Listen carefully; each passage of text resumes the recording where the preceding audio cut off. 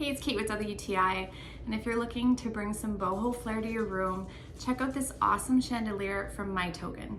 This is a 24-inch flush mount light, so it doesn't drop down very much, so even if you have lower ceilings, this will fit just fine. 24 inches is awesome for a living room or large space because it really complements the open ceiling. So as you can see, it's made of rattan, so it's got that real natural feel. The finish on it is a beautiful antique brass, very modern, but also very timeless. Installation was very simple. Just make sure you read the instructions so that you don't install it backwards like we did. Make sure you get it right the first time, but very easy when you follow along with the instructions, and it mounts to the ceiling super simply.